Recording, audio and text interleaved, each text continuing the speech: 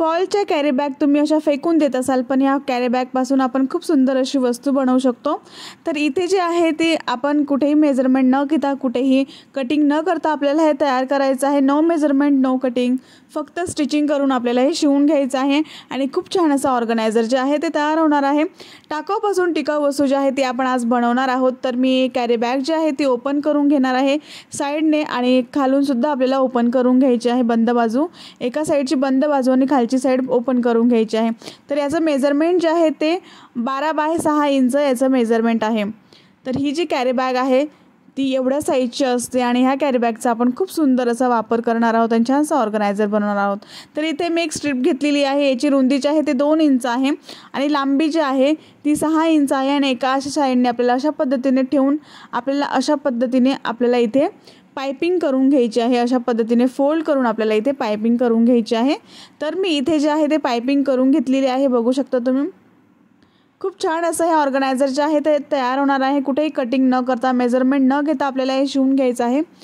तर अशा पद्धतीने डबल फोल्ड करून घ्यायचा आहे। हा पीस जो आहे तो डबल फोल्ड करायचा आहे। त्यानंतर आपल्याला इथून 1 इंचावर मार्क करू शकता किंवा अंदाजे सुद्धा तुम्ही इथे राऊंड जो आहे तो असा ड्रॉ करून आपण इथे कट करून घेऊ शकतो। छानसा आपल्याला इथे राऊंड असा आकार द्यायचा आहे किंवा तुम्ही सरळ पण ठेवू शकता, पण असं राऊंड जो केला तर आकारही सुंदर दिसायला ऑर्गनायझर जे आहे ते सुंदर दिसेल।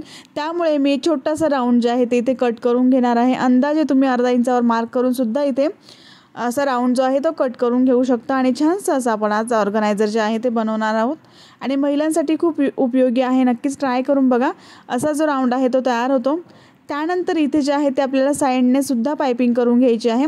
तर इथे जे आहे ते मी एक स्ट्रिप घेतलेली आहे आणि सरळ कट केलेली आहे मी। याची रुंदी जी आहे ती 2 इंच आहे आणि लांबी जी आहे ती 30 इंच आहे।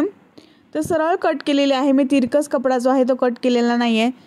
तुम्ही तिरकससुद्धा कपडा कट करून इथे पाइपिंग जे आहे ते करू शकता। अशा पद्धतीने सरळ आपल्याला टिप मारून घ्यायची आहे। तर मी इथे टिप मारून घेतलेली आहे। त्यानंतर आपल्याला इथे जो गोल राऊंड आहे तिथे आपल्याला हे बघा असं उलटं होतं आहे। तर इथे जे आहे ते छोटे छोटे नॉचेस देऊन द्यायचे आहेत। जिथे राऊंड आहे तिथे छोटे छोटे असे नॉचेस देऊन द्यायचे आहेत, म्हणजे जे साईडने जे आहे ते असं कपडावरती होणार नाही, पाइपिंग आपली छान बसेल यासाठी आपल्याला वरून जे आहे ते छोटे छोटे नॉचेस द्यायचे आहेत। तर अशा पद्धतीने नंतर परत आपल्याला अशा पद्धतीने फोल्ड करून घ्यायचं आहे।